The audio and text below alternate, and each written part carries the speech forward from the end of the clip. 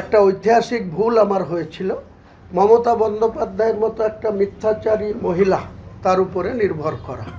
December 2025 সোমবার আমি নতুনভাবে একটি বাংলার রাজনীতিতে উল্লেখযোগ্য ভূমিকা পালন করার জন্য জনতা উন্নয়ন পার্টি নামে একজন পার্টি একটা লঞ্চ করেছি, যেখানে কমসে কম 2.5 লক্ষ মানুষের উপস্থিতিতে এটা করা হয়েছিল। বিভিন্নভাবে বিভিন্ন জনা বিভিন্ন রকম মন্তব্য করছে। আমার মেন টার্গেট ছিল এই পার্টির জন্মলগ্ন থেকেই আমার টার্গেট। বর্তমান যে সরকারটা রয়েছে বাংলায় মমতা বন্দ্যোপাধ্যায়ের নেতৃত্বে, মামাটি মানুষের নেত্রী বলেন তিনি, কার্যক্ষেত্রে আমরা লক্ষ্য করছি বিভিন্ন ক্ষেত্রে পক্ষপাতমূলক আচরণ এবং দুর্নীতিতে ডুবে গেছে এই সরকারটা। তাই বাংলাকে বাঁচানোর জন্য যে সমস্ত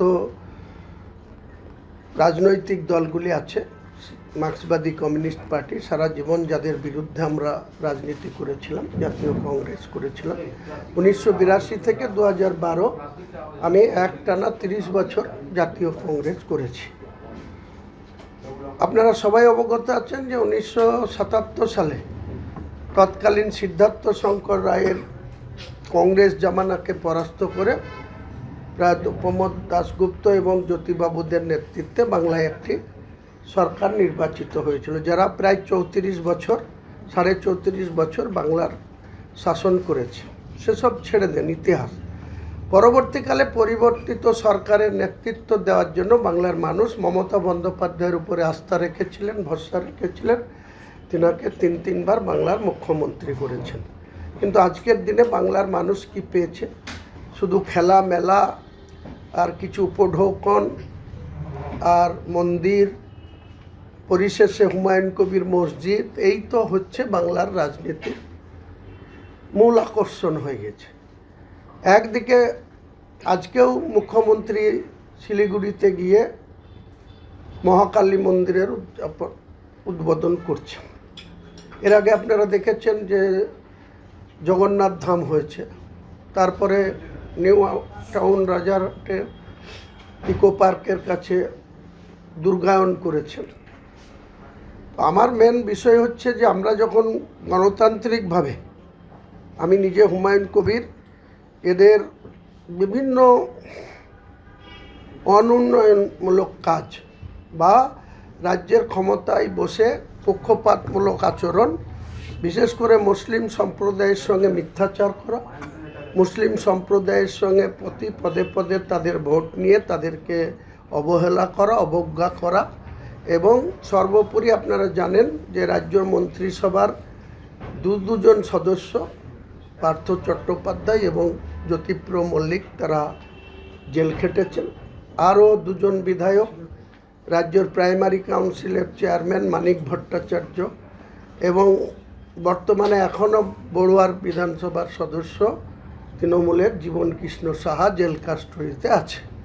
2 বছরেরও বেশি সময় মানিক ভট্টাচার্য নিজে এবং তার স্ত্রী, তার পুত্র তারা জেলে গিয়েছিল। এছাড়াও সরকারি আধিকারিকদের অনেকেই, শান্তিময় সিনহা থেকে শুরু করে সুবীরেশ ভট্টাচার্য, কালীঘাটের কাকু সুজয় কৃষ্ণ ভদ্র, তারা কখনো কখনো ইডি সিবিআইয়ের তদন্তের মুখে পড়ে, কখনো রাজ্যের মন্ত্রিসভার ফিয়াদ হাকিম সহ, প্রায়ত সুব্রত মুখোপাধ্যায় সহ 4 জন অ্যারেস্ট হয়েছিল। আপনারা জানেন মুখ্যমন্ত্রী কিভাবে তাদের সহায়তা দিয়ে তাদের বাইরে রেখেছেন, বা তিনি মারা গিয়েছেন সুব্রতবাবু, কিন্তু বাকিরা এখানে ক্ষমতায় আছেন।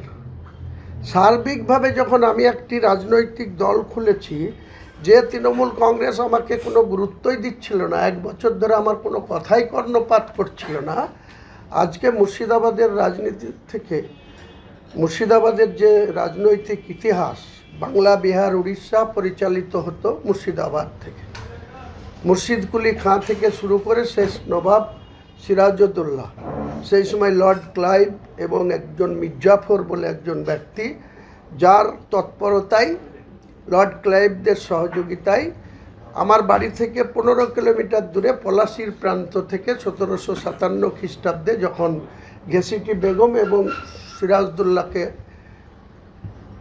নৌকাপথে তিনি পলায়ন করছিলেন, সেখান থেকে তাদের নিয়ে যায়। লর্ড ক্লাইভের কোনো ইচ্ছা ছিল না নবাব সিরাজদৌল্লাকে গদিচ্যুত করার উদ্দেশ্যে তাকে ধরা হয়েছিল, কিন্তু তাকে খুন করে দেওয়ার কোনো ইচ্ছা ছিল না। কিন্তু সেই সময়কার আজও যিনি মির্জাফর খ্যাত, মির্জাফর নামের আছে, সেই মির্জাফরের বড় ছেলে মিরন নবাব সিরাজউদ্দৌলাকে তার শিরচ্ছেদ করে দেয়।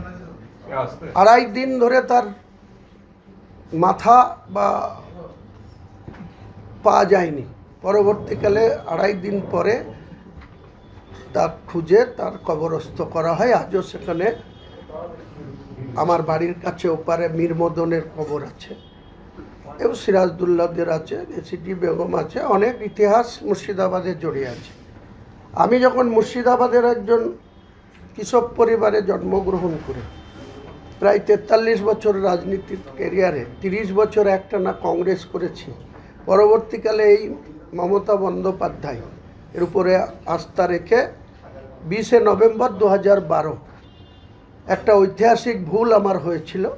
মমতা বন্দ্যোপাধ্যায়ের মতো একটা মিথ্যাচারী মহিলা তার উপরে নির্ভর করা। তারপরে অনেক কিছু জল গড়িয়ে গিয়েছে, আমাকে আবার কংগ্রেসে ব্যাক করতে বাধ্য করেছে, 6 বছরের জন্য বহিষ্কার করেছে। 25শে ফেব্রুয়ারি 2015 এই পার্থ চট্টোপাধ্যায়, যিনি দুর্নীতির দায়ে অর্পিতার কাছে 51 কোটি টাকার পাওয়া এবং তার গোল্ড পাওয়া দায়ে যিনি 3 বছর জেল খেটেছেন,